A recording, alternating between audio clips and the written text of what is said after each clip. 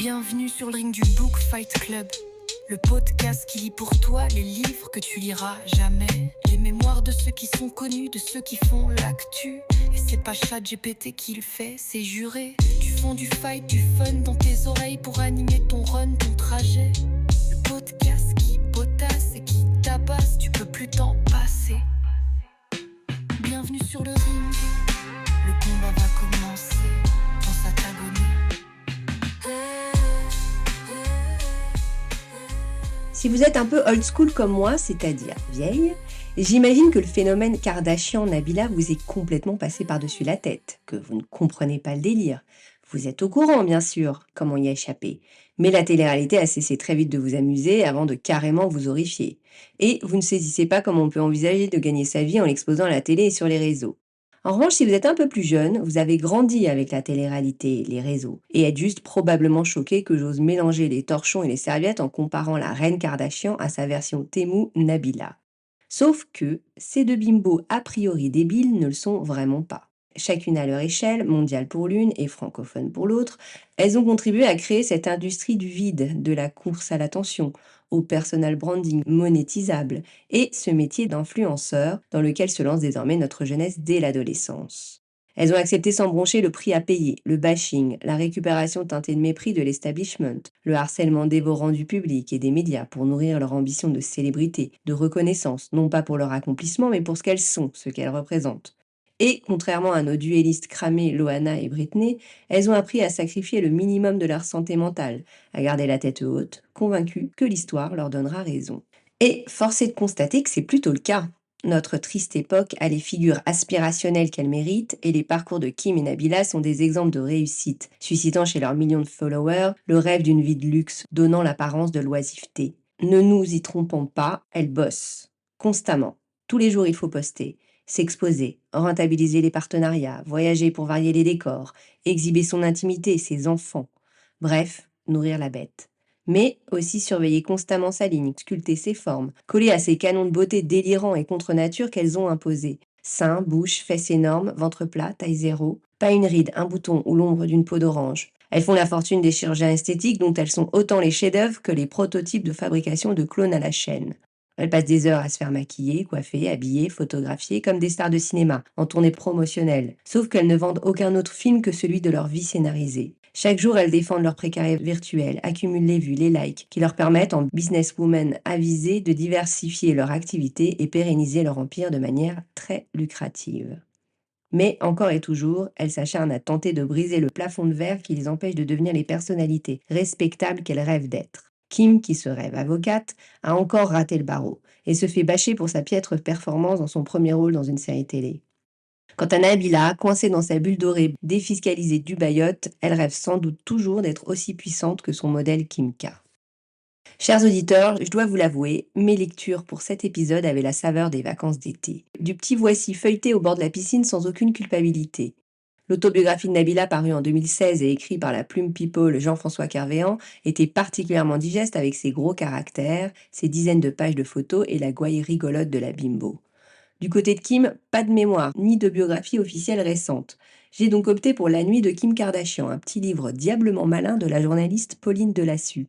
Paru en 2019, il fait le récit entrecroisé des parcours aux antipodes de Kim et d'Omar Haït Kedash, le chef de la bande de vieux braqueurs qui ont dépouillé la star de ses millions de dollars de bijoux dans sa chambre d'hôtel parisienne en 2016. À ma gauche, l'américaine Kim Kardashian, 45 ans avec 139 pages. À ma droite, la franco-suisse Nabila Benatia Vergara, 33 ans, avec 260 pages. Que le duel des bimbos commence.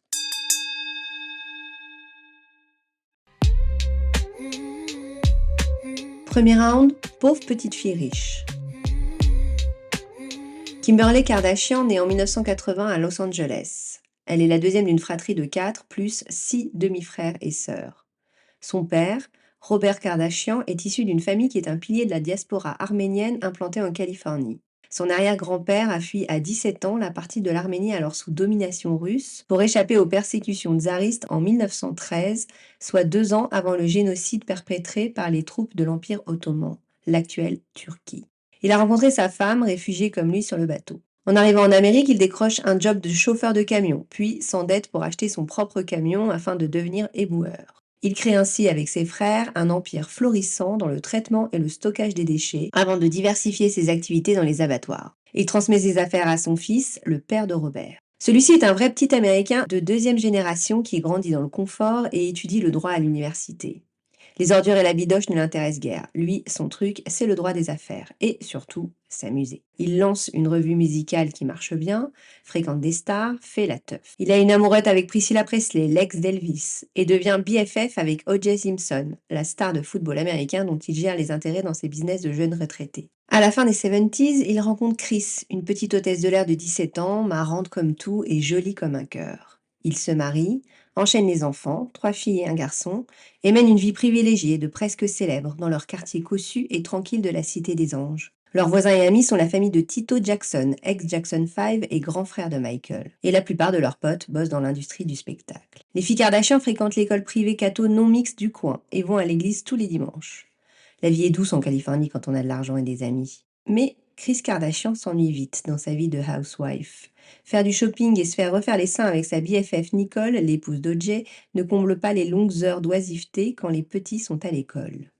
Donc, elle prend un amant et son mariage explose. Kim a 11 ans.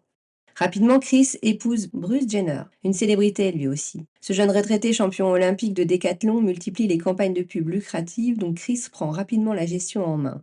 Ils ont 2 filles et forment ensemble une joyeuse famille recomposée. Très vite, le glamour de la vie des riches et célèbres qu'elle côtoie attire Kim. Dans sa famille, ce sont des valeurs cardinales, synonymes de réussite. Ses copines de classe sont toutes des filles d'eux. Sa best friend, fille d'un big boss de l'industrie musicale richissime, l'embarque l'été de ses 15 ans suivre la tournée européenne des Eagles, célèbre pour leur tube Hotel California. Elle s'éclate, s'encanaille gentiment, mais surtout touche du doigt, en backstage, ce que c'est d'être l'objet de l'adoration du public. Elle a des étoiles dans les yeux. Son premier amour est TJ, le fils de Tito Jackson et neveu de Michael qui forme avec ses frères le boys band 3T. Elle devient la girlfriend enviée d'une graine de star. Mais l'histoire fait vite pchit, on n'est pas sérieux quand on a 17 ans. Kim passe ses premières années d'adulte à végéter. Elle ne va pas à la fac comme sa grande sœur Courtney et ne sait pas trop quoi faire de sa vie à part faire la fête avec les riches et célèbres et espérer en être un jour. Elle bosse un temps dans la boutique de fringues de sa mère, commence la chirurgie esthétique, se faire le nez, les seins. Sur un coup de tête, elle épouse à 19 ans un producteur de musique de 10 ans son aîné, proche de Justin Timberlake. Plus tard, elle avouera qu'elle était sous extase et sous emprise du bonhomme quand ils se sont dit oui à Las Vegas. Elle porte plainte pour violence conjugale quand il l'empêche de sortir et divorce Fissa. Ses BFF sont désormais Nicole Richie, fille de Lionel, et Paris Hilton, héritière du groupe hôtelier. Elles sont des hit girls, des célébrités locales. Kim porte leur sac à main dans leur soirée débridée, mais n'est pas encore le centre de l'attention. Elle est plus sage et moins fun que ses 2 copines, dont les phrases commencent à intéresser la presse people. On aperçoit parfois Kim en arrière-plan sur les photos des paparazzi. En 2003, elle devient vaguement styliste pour ses copines et Brandy, une star du R&B. C'est comme ça qu'elle rencontre Ray J, rappeur loser et frère de la chanteuse. Il est en passe de devenir le petit fuckboy des cougars d'Hollywood comme Pam Anderson et Whitney Houston. Ray propose à Kim de filmer leurs ébats, de faire une sextape. Pourquoi pas, sa pote Paris Hilton en a fait une, c'est la mode il paraît. Kim n'a alors probablement pas encore conscience que c'est bien ce petit porno amateur qui sera sa porte d'entrée dans la célébrité, la vraie. Nabila Benatia naît en 92, à la frontière suisse, côté français, mais grandit à Genève. Son père est algérien et un exemple de méritocratie. Arrivant en Suisse sans parler un mot de français et quasi illettré, il intègre le siège de l'ONU au service courrier avant de gravir les échelons et finir à la direction de la résolution des conflits internes. Un titre qui fait bien marrer Nabila, vu le tempérament tyrannique et volcanique de son père musulman très pratiquant, en guerre permanente avec le mode de vie occidental, tout du moins dans son foyer. Sa mère, elle, est chrétienne, d'origine italienne et beaucoup plus cool. Nabila est une petite fille joyeuse, un clown. Elle a de très bonnes notes à l'école, tout roule pour elle. Avec son petit frère Tarek et sa mémé maternelle jamais loin, elle garde le souvenir d'une enfance heureuse, choyée, très confortable. D'un père certes rigide sur ses principes, mais présent, attentionné, capable de fantaisie, jusqu'à ce que ce ne soit plus du tout le cas. Que tout devienne couffard, mécréant à ses yeux. Et que les engueulades entre ses parents, plus du tout sur la même longueur d'onde, deviennent leur unique mode de communication. Nabila, qui explore sa féminité comme tout ado normal, lit la honte, le dégoût dans le regard de son père quand elle rentre maquillée du centre aéré. Et dans son esprit, la révolte s'enflamme. Fini d'être sage et gentille. de quémander la considération de ce père intransigeant. Elle rejette en bloc l'islam, cette part de son identité. Et avec son père, la guerre est déclarée. Quand elle revient avec un piercing au-dessus de la lèvre, il disjoncte, casse tout dans la cuisine. Si Nabila dit qu'il n'a jamais porté la main sur elle et son frère, les objets prennent cher. Un jour, c'est la télé qui passe par la fenêtre parce qu'une pub montre une femme dénudée. Un autre, alors qu'elle fait exprès de faire du bruit en mangeant sa soupe pour le provoquer, il lui renverse l'intégralité de la soupière sur la tête. Moi j'appelle ça de la violence. Donc on l'a compris, l'ambiance dégénère quand elle devient ado et commence à lui tenir tête. Nabila pense d'ailleurs que son engagement féministe vient de là, de sa révolte face à ce sentiment d'injustice, d'enfermement patriarcal, ses impulsions violentes, ses accès de rage incontrôlables aussi. Un soir, sa mère en a assez de subir et se casse, avec ou sans enfant, c'est pour elle une question de survie. Tout de suite, le père s'effondre, tombe dans le chantage affectif, et quand Nabila choisit de suivre sa mère, le frère se sent obligé de rester avec le père. La rupture est brutale. Nabila ne voit quasiment plus son père par la suite, et elle se sent coupable.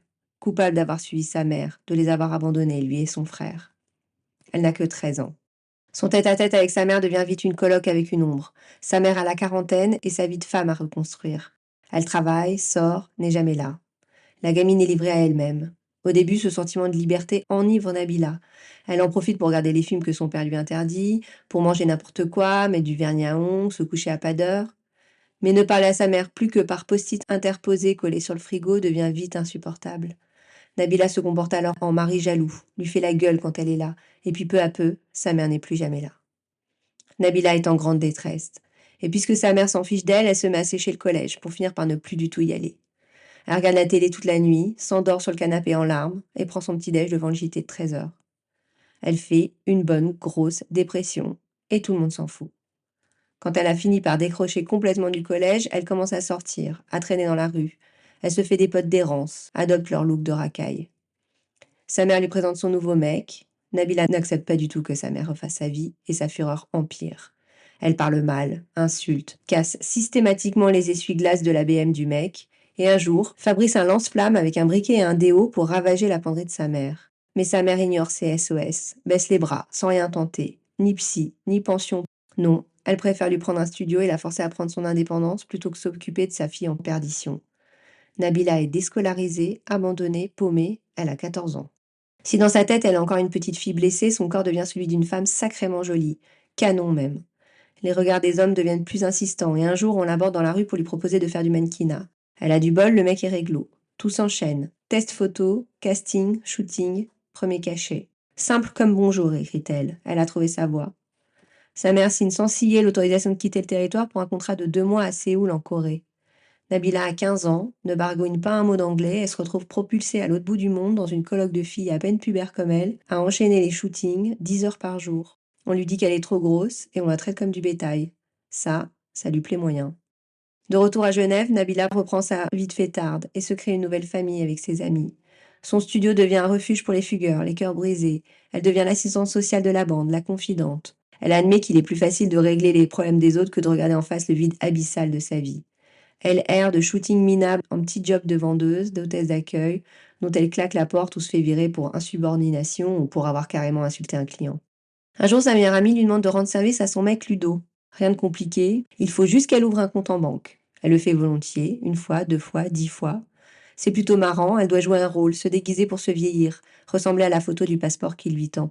Elle va ensuite retirer les fonds et Ludo lui lâche entre 500 et 1000 balles au passage. L'argent facile la grise, mais elle comprend vite que l'affaire est louche. Prend peur et coupe les ponts avec sa pote et son mec qui commence à se montrer menaçant quand elle renacle. 1 an a passé, pas de nouvelles de Ludo. Elle renoue avec sa copine qui fait son mea culpa et elles partent faire la fête à Majorque. Mais à l'aéroport, après le contrôle d'identité, un homme l'aborde. Menotte dans le dos, arrestation. Elle qui conduit sans permis depuis ses 15 ans pense tout de suite à ça. Non, c'est le service rendu à Ludo qu'on lui reproche. Elle est accusée d'escroquerie, d'ouverture de compte frauduleux, d'usurpation d'identité. Son monde s'effondre. Elle a 17 ans. Deuxième round et soudain le drame. Retour à Los Angeles, au début des années 90. Le petit monde parfait de Kim Kardashian se fracasse quand, à la suite du divorce de ses parents, son parrain adoré, celui qui était présent à la maternité pour sa naissance, le riche et célèbre O.J. Simpson, est accusé d'avoir tué son ex-femme Nicole. Chris ne peut pas ignorer les violences subies par son ami. En 89, O.J. est même condamné à des travaux d'intérêt général pour violence conjugale. Mais Nicole, sous emprise depuis une décennie, le défend, camoufle les bleus. Comme souvent dans ces situations, l'entourage joue le jeu, détourne le regard, ne peut ou ne veut pas y croire. Kim ne voit rien de tout ça. Elle adore son parrain, il fait la couve des magazines, c'est donc un exemple à suivre. En 92, Nicole surprend tout le monde quand elle demande le divorce, dans la foulée de celui des Kardashian. Le clan Kardashian-Simpson se disloque, s'éloigne. Mais O.J. force Nicole à la réconciliation. En octobre 93, un appel à la police est enregistré. Supplication de Nicole, hurlement de rage d'O.J. qui fracasse la porte. 8 mois plus tard, l'inévitable se produit. Le 13 juin 94, Nicole est retrouvée égorgée dans son jardin. À côté d'elle, un homme, serveur dans un resto venu simplement lui ramener ses lunettes de vue, gît dans une mare de sang. Kim a 14 ans, son monde s'écroule. Le lendemain des obsèques de Nicole, un mandat d'arrêt est émis contre Jay. Lui qui s'est réfugié chez les Kardashian menace, un flingue à la main, de se suicider, là, dans la chambre de la petite sœur de Kim. Son père, l'avocat d'affaires Robert Kardashian, le supplie de ne pas faire ça, de se rendre aux autorités. S'ensuit la célèbre course-poursuite que l'Amérique suit en direct à la télé. O.J. ne veut pas se rendre, tente une évasion. Robert apparaît à l'image. Il lit la lettre de son ami qui jure son innocence. Le monde entier découvre celui qui intègre l'équipe de défense d'O.J. Bien que n'ayant aucune expérience du droit pénal, il est le confident, le médiateur. Je vous conseille d'ailleurs de regarder la série American Crime Story qui raconte ce procès historique qui a passionné et divisé l'Amérique. Le casting est top et la série montre bien les enjeux sous-jacents. L'accusation de racisme contre la police de LA, la misogynie triomphante qui discrédite la victime et la procureure, autant d'éléments parasites à l'affaire qui ont pu conduire à son acquittement. Kim et sa sœur Courtney accompagnent leur père lors des audiences, dans la rangée réservée à la défense. Leur mère, Chris, l'amie toujours de Nicole, rongée par la culpabilité, elle, se range du côté de l'accusation.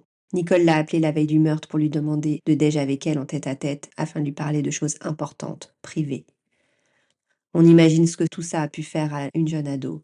Car suivre les débats lors d'un procès pour meurtre signifie voir exposer les faits les plus crus, les plus atroces. Devoir prendre parti contre sa propre mère en deuil de sa meilleure amie pour accompagner son père dans le tournant professionnel et personnel de sa vie. Kim a récemment raconté à la presse. On ne savait pas quels parents soutenir. Nous allions au tribunal avec notre père en pensant que notre mère nous en voudrait. Le tout sous l'œil des caméras, des photographes et journalistes du monde entier qui se passionnent pour l'affaire du siècle, sorte de nouvelle affaire Dreyfus puisque c'est bien l'angle racial qu'exploite avec rage la défense. Kim passe donc l'année de ses 15 ans plongée dans l'affaire, tiraillée entre deux versions, deux parents. En 2003, un nouveau drame frappe la famille. Robert meurt brutalement en quelques semaines d'un cancer à l'œsophage à 59 ans.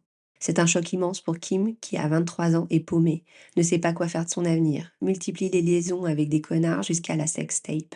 Février 2007, la sextape fuite sur Internet. À point nommé car Kim, en passe de devenir une hit girl, commence à être citée dans la presse People aux côtés de Paris Hilton et les ressources du foyer Jenner se tarissent.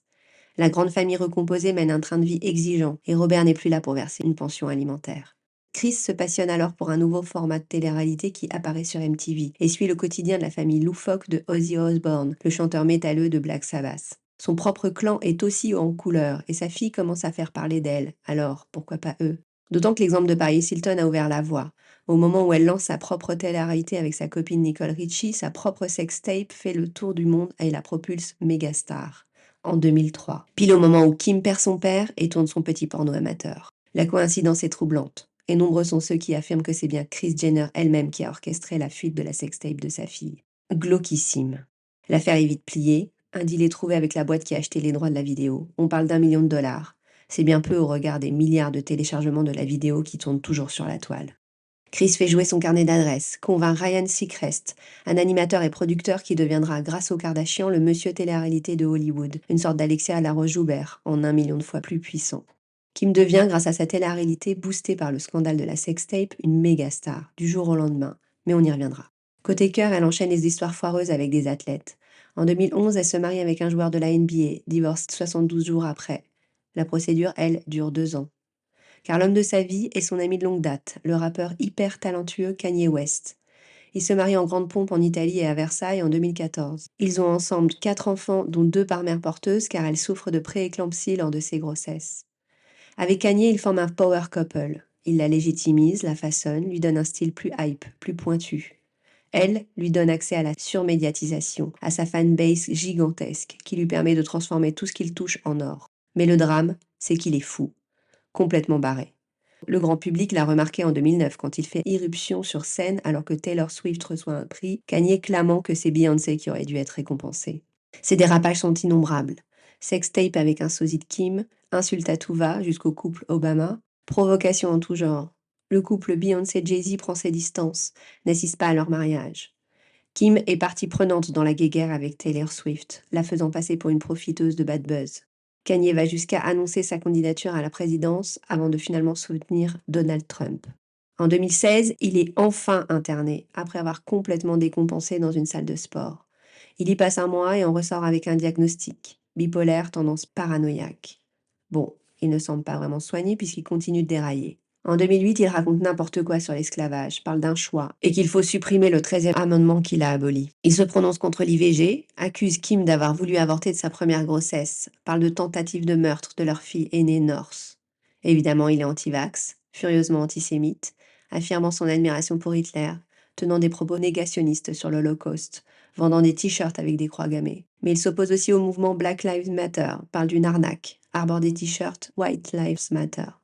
Bref, il a tout pour plaire, cet énorme boulet. Kim entame enfin une procédure de divorce en 2021, mais bon, il reste le père de ses enfants, c'est ce qu'on appelle un très mauvais choix. Un autre drame survient dans la vie de Kim en 2016.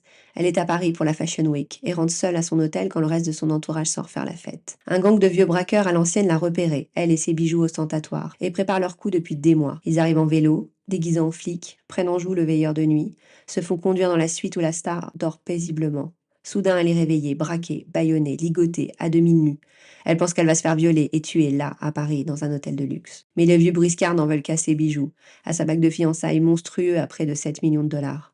En tout, ils chapartent pour près de 10 millions de dollars. Kim est traumatisée et son équipe deal avec les autorités pour la faire rentrer à LA dès cette nuit-là. Si le gang est vite démasqué, seul un pendentif en diamant, une croix, le premier qu'elle s'est offert quand elle a démarré, sera retrouvé, car il a été perdu dans la rue par les malfaiteurs dans leur fuite. Elle y voit un signe divin. Retour à Genève à l'été 2009. Nabila, 17 ans, terrifiée et morte de honte, vient d'être cueillie à l'aéroport pour complicité d'escroquerie de niveau 4. Les ordres de paiement que Ludo lui donnait pour retirer le cash étaient falsifiés, le passeport qu'elle utilisait pour ouvrir les comptes et faire les retraits volés. Les flics lui montrent des photos de malfrats, elle identifie tout de suite Ludo et le balance sans hésitation. Sa mère déboule en larmes, comprend son immense faillite parentale, sa fille dont elle ne s'est pas occupée est devenue une délinquante. Direction un centre de détention pour mineurs, à l'extérieur de Genève. Là, elle découvre la misère humaine. Des gosses abîmés, pour la plupart immigrés, fugueurs pour échapper à la violence, chapardeurs pour survivre. Il y a même là un gamin qui a juste volé un Twix dans un bureau de tabac. Oui, on est en Suisse, ça rigole pas. Elle, la gosse de riche, et son arnaque à 200 000 balles, réalise sa chance, s'en veut à mort d'avoir tout gâché. Elle comprend qu'elle n'a aucune excuse.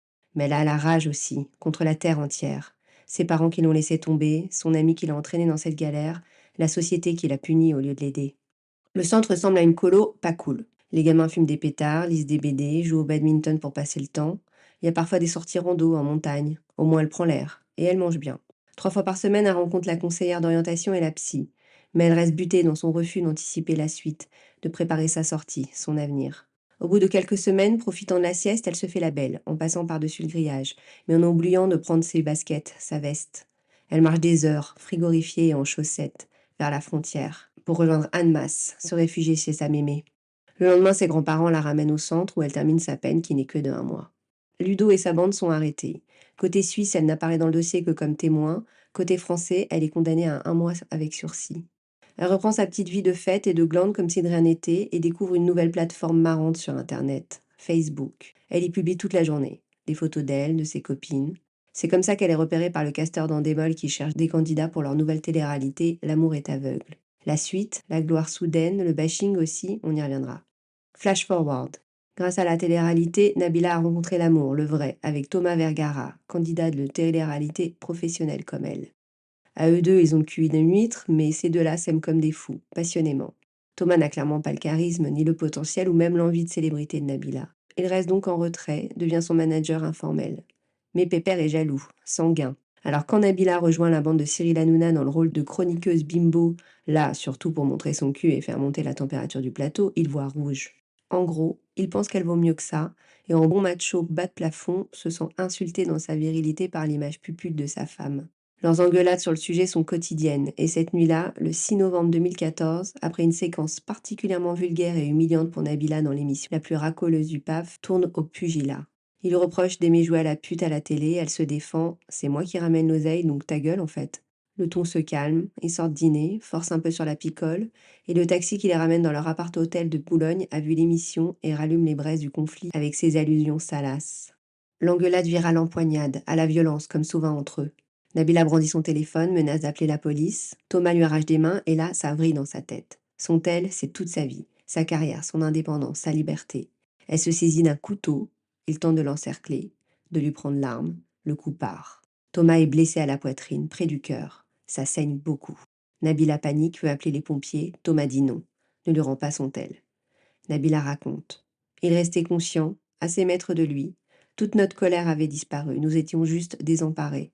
L'air et le sang entraient dans ses poumons par la plaie. Aujourd'hui, je sais comment s'appelle cette blessure. Elle s'appelle un pneumothorax. Si tu ne fais rien, au bout d'un moment, tu meurs.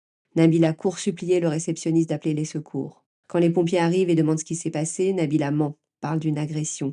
Quand il a blessure par arme blanche ou par balle, la police est appelée. C'est la procédure. Alors qu'elle s'apprête à monter dans l'ambulance, une main l'arrête. L'inspecteur de police lui demande de le suivre pour prendre sa déposition au commissariat. Le cauchemar recommence. Nabila est dans la merde. Elle s'enfonce dans ses mensonges, invente une histoire d'agression, 3 types, dans la rue. Personne n'est dupe. Elle finit la nuit en garde à vue.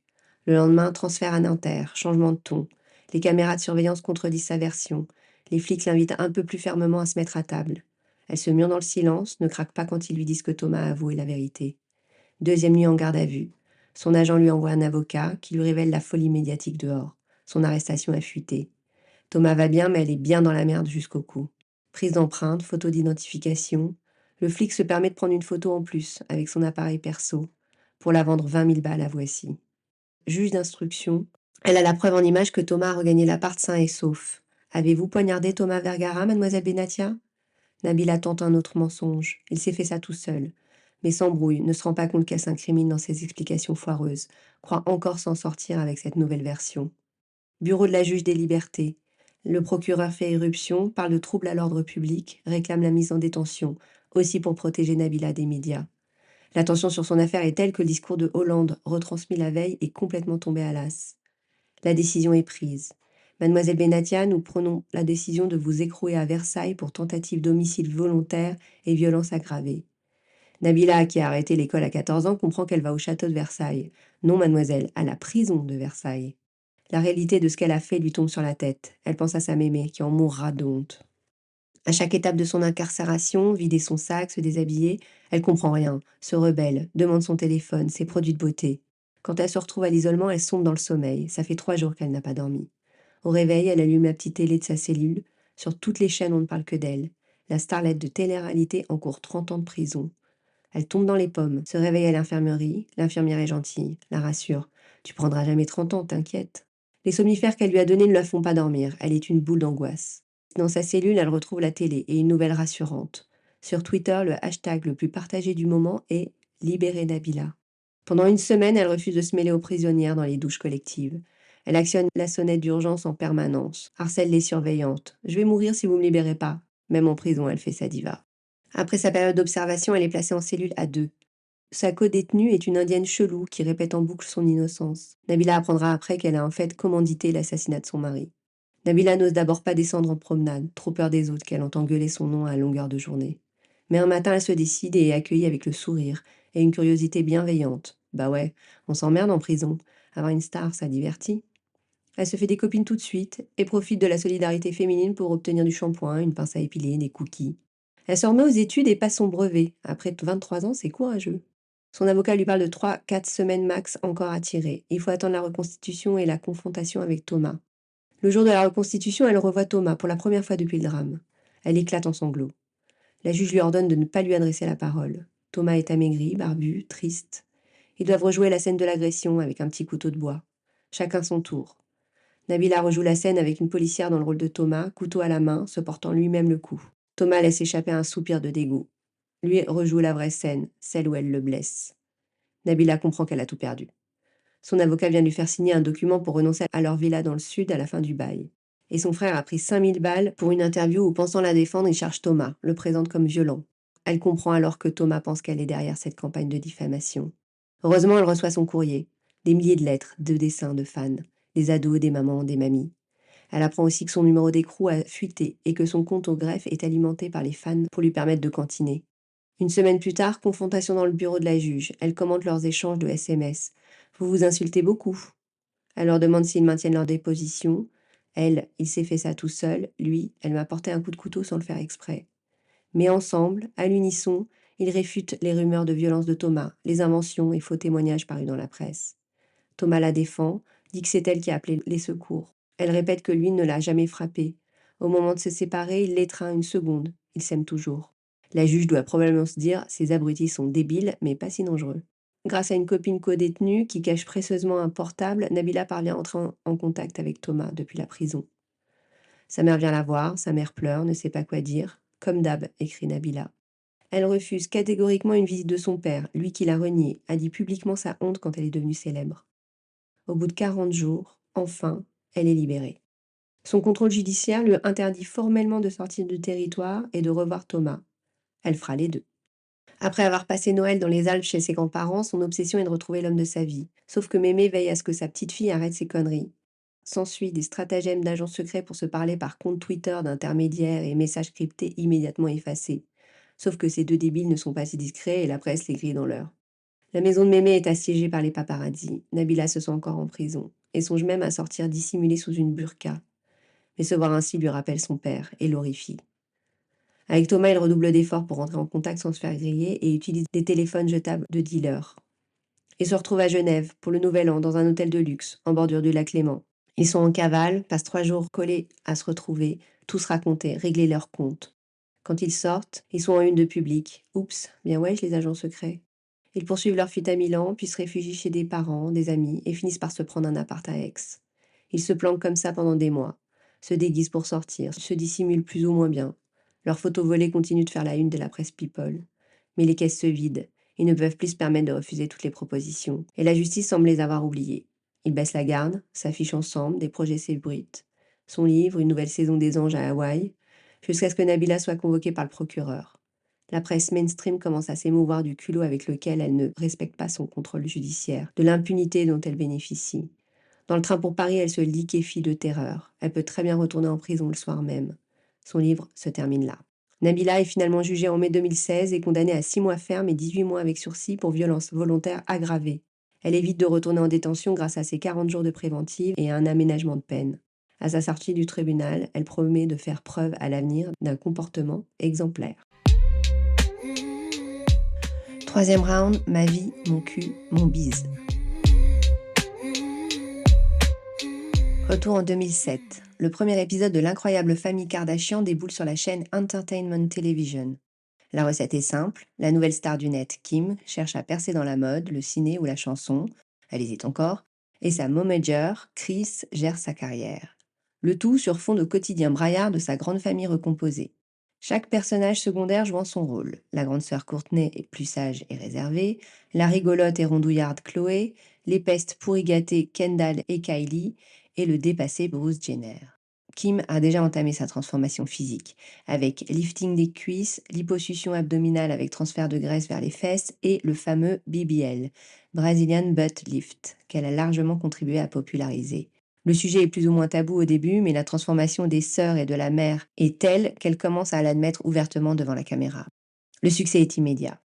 Elle lance l'ère du body positive avec leur rondeur harmonieuse au moment où le culte de la maigreur règne encore en maître. Et aussi la démocratisation de la médecine et chirurgie plastique en mode il n'y a pas honte à vouloir se plaire et à se créer une version de soi augmentée. Les réactions sont à la fois outragées devant tant d'indécence et de vulgarité et enthousiastes face à cette famille matriarcale émancipée dont on suit les aventures depuis maintenant près de 20 ans. Chris, Kim et ses sœurs incarnent ce nouveau modèle de girl boss ambitieuse pour qui la réussite ne passe certainement pas par l'effacement de sa féminité. Parallèlement, Kim devient la reine des réseaux sociaux au fil de l'apparition des nouvelles plateformes, Facebook, Twitter, Instagram. Elle a longtemps régné sur Insta et figure encore aujourd'hui dans le top 10 des comptes les plus suivis avec 354 millions de followers, ce qui lui donne une force de frappe inégalable auprès des annonceurs. Si elle commence par multiplier les deals, elle se lance elle-même très vite dans le business. Avec ses sœurs Courtney et Chloé, elle lance dès 2006 une chaîne de boutiques de mode et d'accessoires à LA, New York et Miami. En 2017, elle se lance dans la cosmétique avec ses marques KKW Beauty et Fragrance. C'est un carton. Mais sa plus grande réussite, c'est sa marque de sous-vêtements gainants Skims, lancée en 2019, qui devrait réaliser un chiffre d'affaires net supérieur à 1 milliard de dollars cette année. L'entreprise est valorisée à 5 milliards de dollars, ouvre des points de vente partout dans le monde et multiplie les partenariats prestigieux comme avec Nike. Forbes estime la fortune personnelle de Kim à près de 2 milliards de dollars. Pas mal pour une bimbo débile. Ce qui est fascinant dans la saga Kardashian, c'est l'aspect familial, dynastique. Car chacune des sœurs réussit plus ou moins dans son domaine. La petite Kylie dépasse même sa grande sœur en nombre de followers et cartonne avec sa marque de cosmétiques. La deuxième génération est également mise en scène dans la télé-réalité et les propres enfants de Kim sont connus. L'aînée North a elle-même sa petite célébrité, apparaissant aux côtés de sa mère dans des événements, des défilés de mode ou des clips de rap. On peut dire ce qu'on veut des Kardashians, à quel point elles révèlent la médiocrité de notre époque, mais Kim a quand même quelques valeurs non négociables. Une conscience et une voix qui portent. Et elle agit comme la plus formidable caisse de résonance pour des causes nobles qui lui sont chères, personnelles, comme la reconnaissance du génocide arménien. Quand Kim et sa famille font le voyage en Arménie pour un épisode de leur télé-réalité, qui, dans leur public de fans, avait alors la moindre conscience de l'existence de ce petit pays et du drame qu'il a traversé? Quand son beau-père, Bruce, fait sa transition de genre en devenant Caitlyn, Kim la soutient. Elle qui l'a grillée dès 2005, habillée en femme dans le garage de la maison familiale, et a gardé pour elle ce lourd secret pendant 10 ans. Il est devenu son beau-père alors qu'elle avait seulement 11 ans. Leur relation est aimante et profonde. C'est à elle qu'il décide de se confier en 2013 quand son couple avec Chris se termine, et qu'il se sent prêt à devenir celle qu'il s'est toujours senti être, au fond. Kim insiste pour que sa transformation se passe sous l'œil des caméras. Le message est important, politique. Bruce Jenner a toujours été un fervent républicain, mais en devenant Caitlyn, elle défend une nouvelle ligne plus tolérante et dénonce les attaques réactionnaires des conservateurs contre la communauté LGBT. Kim, elle, est démocrate et a apporté son soutien publiquement à chaque candidat de son camp et épouse sans ciller la cause LGBT. Et sa voix pèse, son argent aussi, qu'elle distribue généreusement aux associations de soutien aux jeunes homosexuels rejetés par leur famille ou pour la recherche contre le sida. Enfin, sa plus grande cause est peut-être la réforme du système carcéral. Émue par l'histoire d'une grand-mère condamnée à perpétuité depuis 1997 pour trafic de drogue, elle parvient à convaincre Donald Trump de la libérer en 2018. Kim finance généreusement la campagne 90 Days to Freedom, une initiative d'avocats visant à faire libérer des condamnés à perpète non violents, et soutient la loi First Step pour des réformes en profondeur du système qui laisse pourrir en prison des gens tombés pour possession ou trafic de marijuana, maintenant légalisé dans de nombreux États américains. C'est pour ça qu'elle s'acharne à passer le barreau, afin de devenir une vraie avocate. Mais si Miskina a encore échoué, elle ne s'avoue pas vaincue. Car ses ambitions et sa puissance vont sans doute la mener plus loin, peut-être vers la politique. L'actuel locataire de la Maison Blanche est lui-même une star de télé-réalité, alors pourquoi pas elle? Genève 2009. Nabila est repérée sur Facebook par un casteur du nouveau format de télé-réalité L'amour est aveugle, produit par Endemol pour TF1. Enfin une opportunité, elle qui n'attend que ça depuis sa sortie du centre pénitentiaire pour mineurs. Elle ment sur son âge, se déclarant majeure, et fait tout de suite sensation avec sa plastique de rêve et son personnage de bimbo libéré. Énergie 12 trouve avec cette très jolie fille à la langue bien pendue sa nouvelle star pour sa saison 4 des Anges de la télé-réalité. Le concept de l'émission est brillant de cynisme. Il s'agit de mettre en scène les plus fortes personnalités de la télé-réalité et de leur offrir ainsi un débouché. Un système d'économie circulaire en somme, où ces candidats professionnels se recyclent à l'infini. Le tournage se passe à Hawaï. Une amourette est scénarisée avec un autre candidat. L'attention est concentrée sur son personnage torride qui ne recule devant aucune activité avilissante du moment qu'elle prend la lumière. Avant le tournage, elle s'offre un bonnet D. Elle aussi commence sa mutation physique pour coller au nouveau stéréotype Made in Kardashian. Entre-temps, elle pose pour entrevue, New Look, fait d'autres télé-réalités, devient chroniqueuse sur Énergie 12, et en 2013, c'est l'explosion. Durant la saison 5 des Anges tournée en Floride, elle rencontre Thomas et lâche sa petite phrase culte. Allô, non mais allô, quoi? T'es une fille, t'as pas de shampoing, c'est comme si je te dis, t'es une fille, t'as pas de cheveux. Oui, à quoi ça tient? C'est clairement débile et sans intérêt, mais la séquence devient virale. Entre amusement premier degré devant cette créature sublime et rigolote, et clair foutage de gueule de Nabila qui ne brille pas franchement pour son intelligence. La vidéo fait 10 millions de vues, 14 même si on compte les parodies. Le gros buzz. On la tient, notre Kim Kardashian à la française. La presse sérieuse s'en mêle, surfe sur la vague, feignant de s'inquiéter. Quelle est la nature de ce phénomène? Notre jeunesse est-elle vraiment si débile? Nabila est-elle dupe ou se joue-t-elle du système? Comme à l'époque du Loft et de Loana, sauf que maintenant il y a les réseaux. Les fans qui soutiennent Nabila, la défendent et démultiplient le phénomène. Nabila, quand elle écrit son livre, ne comprend pas bien elle-même ce qui s'est passé. Comment cette phrase idiote a pu la catapulter méga star, créant une émeute à Roissy au retour des Anges de Floride. La prod avait pris soin de mettre Nabila dans un avion pour Genève, pour la protéger. Son téléphone explose, les propositions affluent. Nabila en profite, mais elle ne comprend pas. Qu'est-ce qu'elle a fait pour mériter tout ça? Très vite, elle comprend mieux ce qu'on lui veut, la posséder pour mieux l'humilier. Elle choisit soigneusement sa première apparition publique, un écrin sérieux, respectable. Ce sera le plateau du Grand Journal de Michel Denisot. Lui est classe, comme toujours, la reçoit avec élégance, ça se passe bien. Elle amuse la galerie, mais pas à ses dépens, elle maîtrise ce qui se passe. Sur Canal, elle se sent bien, valorisée, elle fait donc toutes les émissions. Et puis, il y a Maïtena Beraben et son supplément du week-end. Vous avez fait de la prison, mademoiselle? Non. Si, ne mentez pas, j'ai ici votre extrait de casier judiciaire, escroquerie bancaire. Coup de poignard. Le dossier judiciaire d'un mineur doit normalement bénéficier du secret, du droit à l'oubli. Nabila écrit. Assommé en direct, tu n'es plus là, mais tu continues à sourire. Tu ne sais plus si tu dois rire ou pleurer. Une brûlure glacée te transforme en robot. Faut être pro, ne pas s'effondrer, ne pas trahir ses failles. Achever le tournage. Rebelote chez la soi-disant gentille Daphné Burki dans son émission Le Tube. Dégoulinante de fausse bienveillance, la présentatrice dégaine la bombe atomique. Nous avons joint votre père, il nous parle de vous, Nabila. Nabila raconte. La voix de papa est montée en plateau et m'a foudroyée. Je ne l'avais pas entendue depuis si longtemps. Mon père a dit qu'il avait honte de moi, et puis plus rien, trou noir. Nabila s'effondre en larmes et l'autre connasse jubile, ravie de son coup. Oh, c'était tellement émouvant. Le bashing est violent. Nabila est la risée des médias, du milieu. Voici sort en fin d'année 2013 un sondage réalisé par Harris Interactive qui place Nabila en tête des personnalités les plus détestées des Français. Mais elle intéresse, fait vendre. Elle fait fructifier sa notoriété en monnayant ses apparitions publiques. Elle est payée entre 5 000 et 10 000 balles au début de son buzz médiatique pour se montrer en boîte de nuit. Jean-Paul Gaultier refait le même coup qu'avec Loana en la faisant défiler dans une de ses créations. Coup de pub bien sûr, mais aussi vraie gentillesse.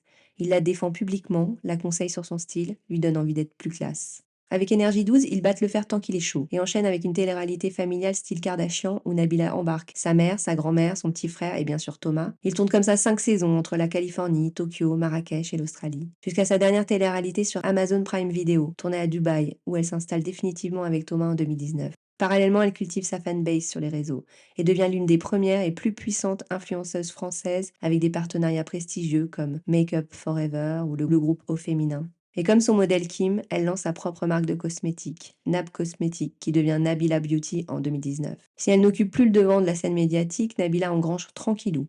En 2020, elle facturait jusqu'à 25 000 € le post Insta. Sa marque de cosmétiques marche bien et est même désormais distribuée à l'international. Fin 2024, elle a lancé un parfum pour enfants qui a cartonné.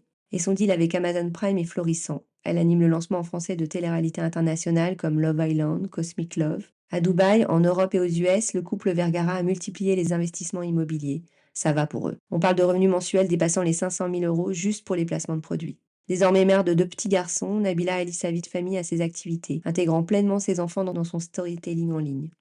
Et sa transformation physique se poursuit. Elle ressemble de plus en plus à Kim, avec 10 ans de moins, mais autant de botox et de silicone. Alors j'ai bien essayé de regarder un épisode de la dernière saison des Kardashians et de Nabila sans filtre. J'y suis allée pleine de bonne volonté, avec le minimum d'a priori. Bon, je vais pas vous mentir, c'est juste insoutenable de débilité. Autant Nabila peut être touchante quand elle parle de sa relation à la maternité, autant Kim est ultra flippante. N'exprime aucune émotion, ne cligne jamais des yeux. La meuf, c'est juste un robot.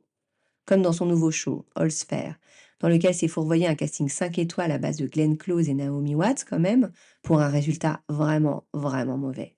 À l'arrivée, je ne suis pas sûre de mieux comprendre le phénomène de fascination qui entoure ces deux gonzesses, et ne sais toujours pas si elles sont vraiment débiles ou si elles jouent à la conne pour bien niquer le système. En tout cas, on n'a pas fini d'en entendre parler car elles ne sont pas prêtes à lâcher la rampe. Je suis allée faire un tour sur leur Insta, les meufs postent tous les jours, voire toutes les heures, c'est effrayant. Voilà, je vous remercie de m'avoir écouté et vous donne rendez-vous pour le prochain épisode dans lequel on va reprendre un peu de hauteur, c'est promis. Allez, à plus!